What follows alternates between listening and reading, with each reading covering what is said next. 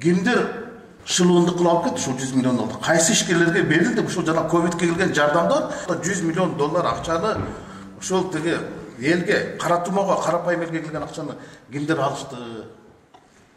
Барбы сизде ушул маалымат? Арслан Семенович, мен жооп берүүгө аракет кылсам, бул баягы эсиңиздерде жайында 5 өкмөттү көрдүк. Келгенде Сариев, Жээнбеков, Исаков, Абылгазиев, Боронов. 5 жылда 5 өкмөттү көрдүк, туурабы? Бешөөтөн убадасын уктук, анан убарасын уктук. Пландар менен келет, жегенде кландар менен келет. Жок да. Жок, жылда эле жомок. Жылда эле жомок. Планды аткарабыз, эртең эле чыгат деп.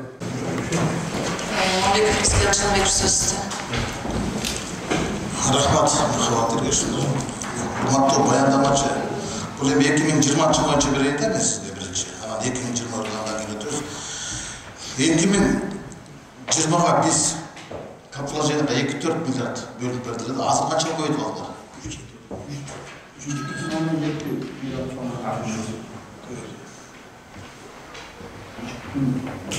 3,7 миллиард болду. Жок, 2 миллиард бекитип бергенбиз, силер фактически 1 миллиард 426 миллион кошулду, туурабы? Туура айтып атамбы? Тактоо. Кайсы объекттер бүтү ушуну?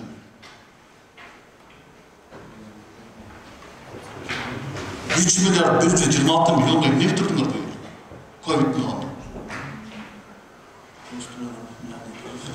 Так, эгерде тагы айтып кетсем, Осторого 1 миллиард 200 бул соц объекттер, адасыктар ремонтко 87,4 миллион сом кеткен. ДЖГСин жана водоснабжениесине 350 миллион сом. Департамент развития питьевого водоснабжения 150 миллион сом. Дорожное хозяйство Министерства транспорта 738 миллион сом. Агентство водных ресурсов 400 миллион сом. Ирригацияга каралмакчы. Характер растений Министерства сельского хозяйства 10 миллион сом кеткен. Урматтуу каржы министри, мен сизге капиталжение үчүн курулуш объекттери 2-4 миллиардга дагы 1 миллиард 426 миллион кошулду. Ковид болду, карантин болду, кайсыл объекттер бүттү, ушул акчалар барды кайка кетти, кайка сарпталды, мен ошону сурап атам. Тизмеси перечени барбы?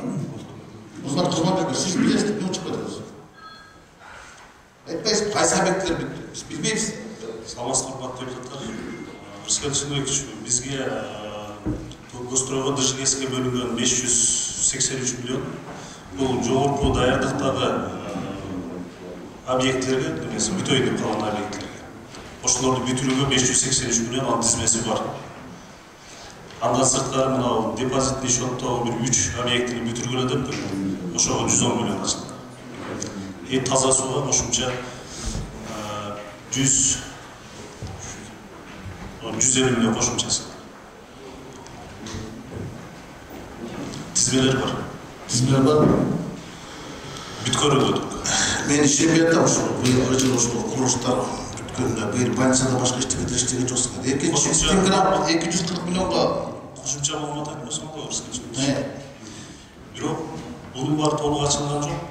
Бүгүнкү күндө биз каржылоонун 69% каржыланды.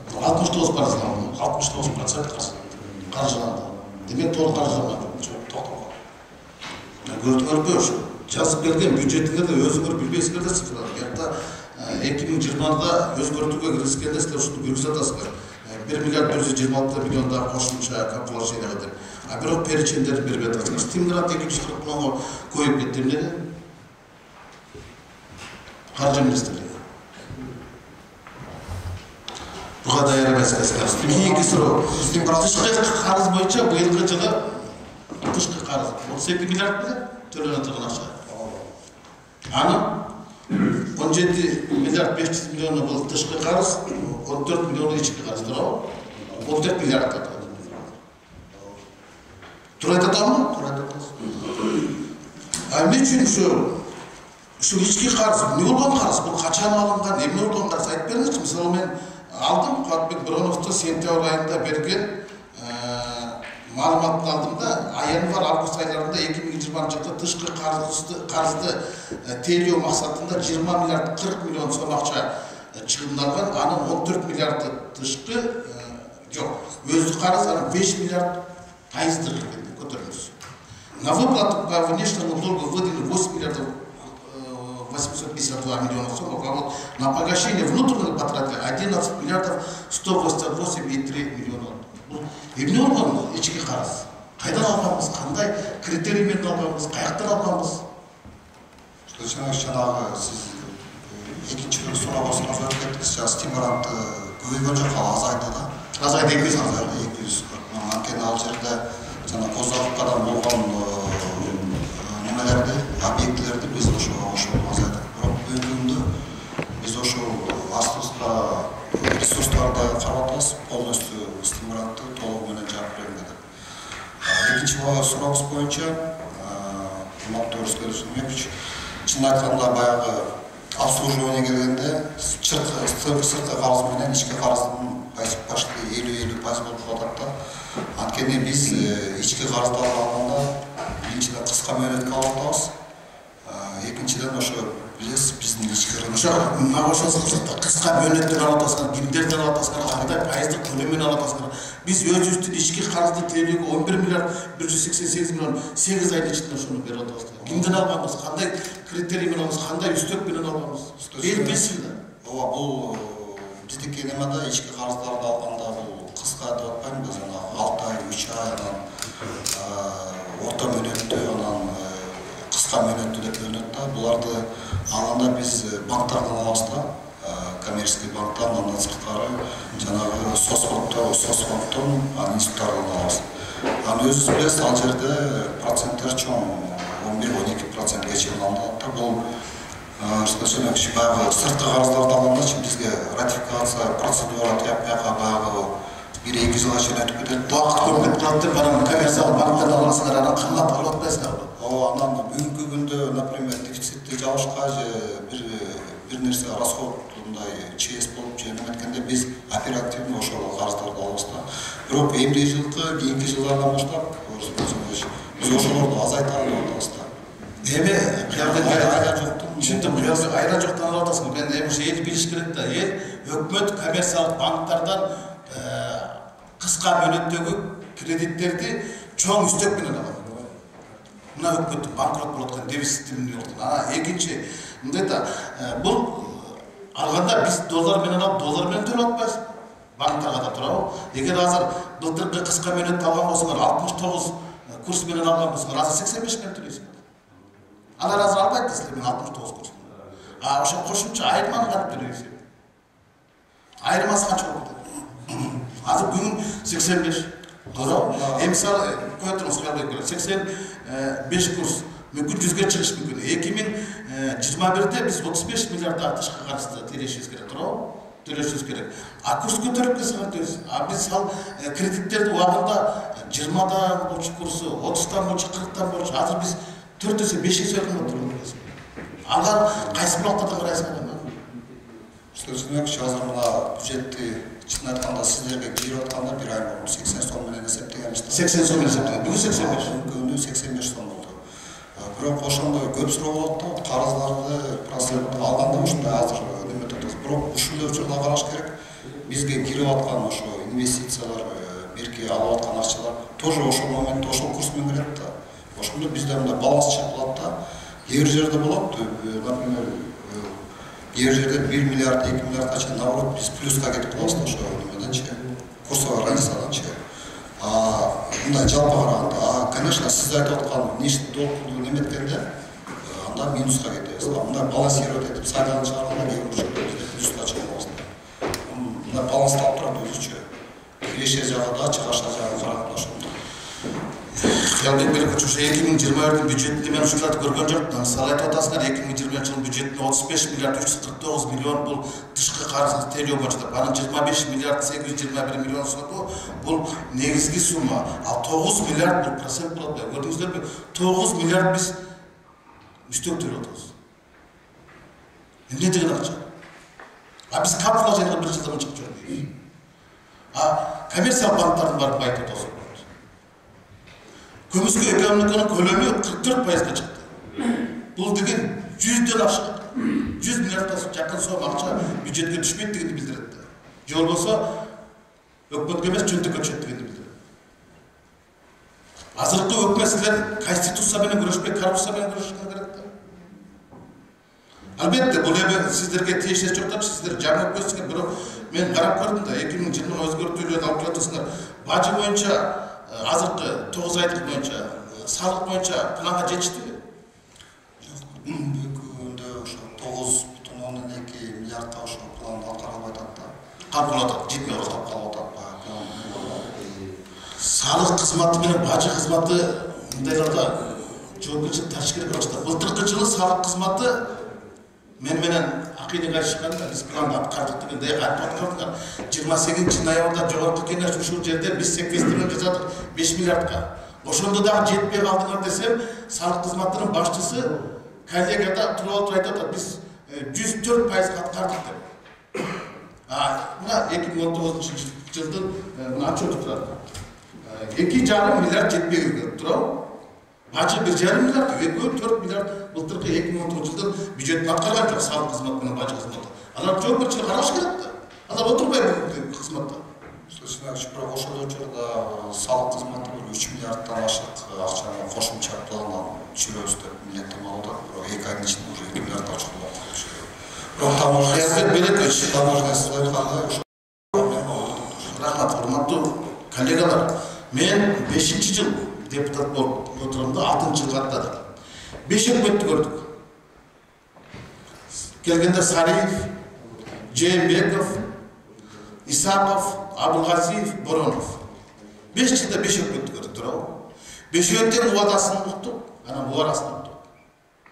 5 жыл катары менен ушинтип келет бюджетке. Бюджетке келгенде пландар менен келет, жегенде пландар менен келет. Жок да. Жок, жылда эле жомок. Жылда эле жомок. Планды аткарабыз, этене чыгабыз деп. Бир дагы жылда 5 жыл отурдук. Ушул депутаттар. Бирөөбүз да көргөн жокпуз. Как положение боюнча башка боюнча деле. Бирок эл ошону көрбөй атпайбы? Өкмөттүн көйнөгү алмашты, бирок элдин көйгөйү алмашпай атпайбы? Кептин бар ушак жатпайбы? Мына жылда бюджетти бекитип беребиз. Тепкини биз жеп атабыз депутаттар. А өкмөт иштеп атпайсыңар. Азыр силердин фанатыңар көп. Бирок канатыңар жок. Азыр силерге болушкан иш көп. Биз азыр ачуу чындыкты айтсак айтат, көрө албай атсыңар депчи. Көрө албастык катары сыпатташат да. Жок, биз көрө албай жаткан жокпуз. Биз күнөө албай жаткан жокпуз. Биз силердин ишиңерди көрө албай атпайбыз. Эчтеке жок болуп атпайбы? Жок. 0. Анан 2021-ге ушундай кылып алып келдиңер, 5 ИТПнын көлөмү менен деп ушу айлап кетейин. Кантип каяктан?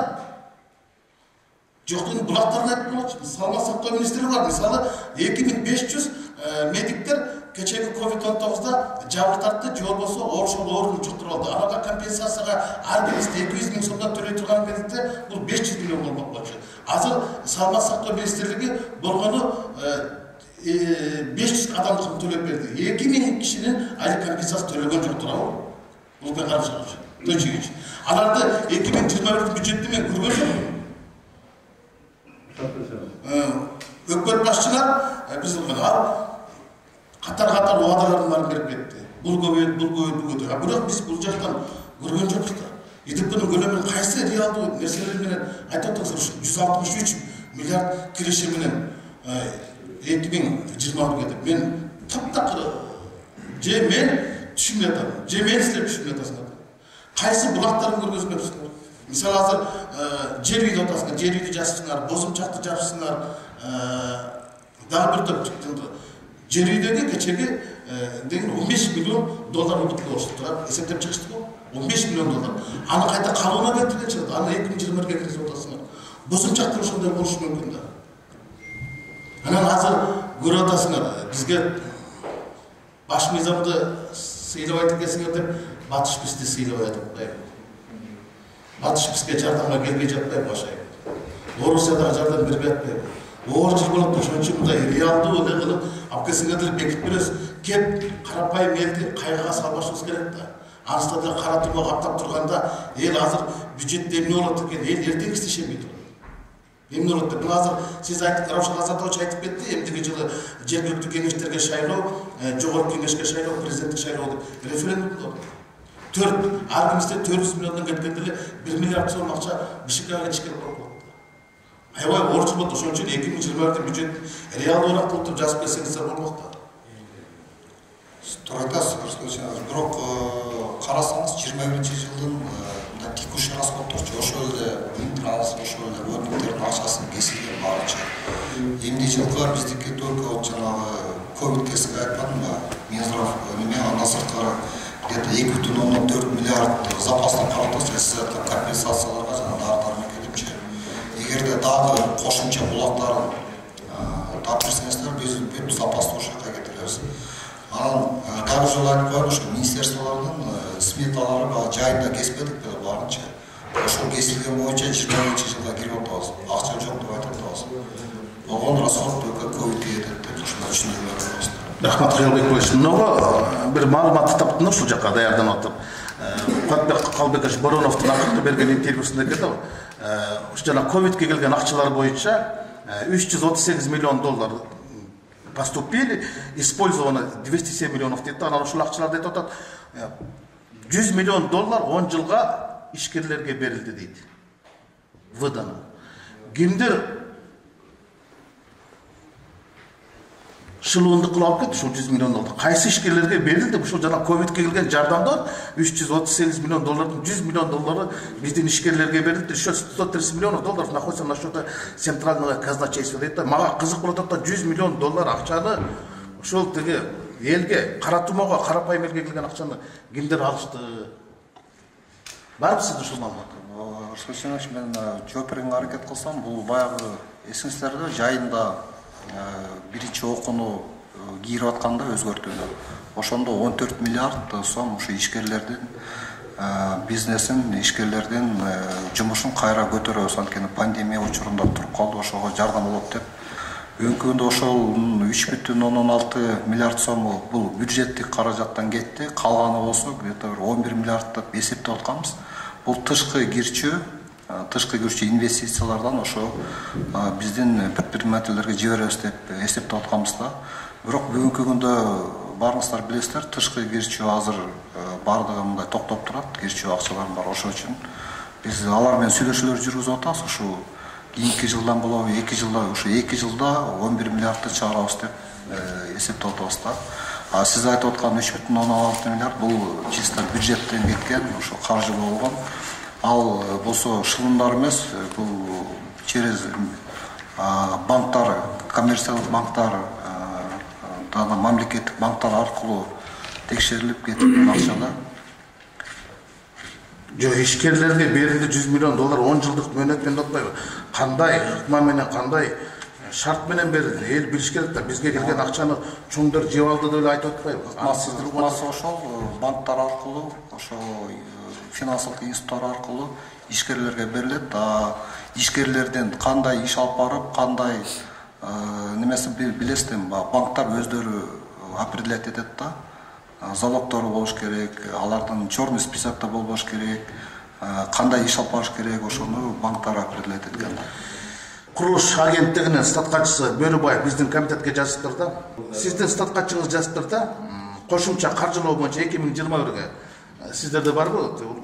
Мынагы Аксы районундагы Барпеев атындагы мектепке 61 миллион, Нокат районундагы мектепке 52 миллион, Боян Антоновкадагы мектеп бүтпөй калган.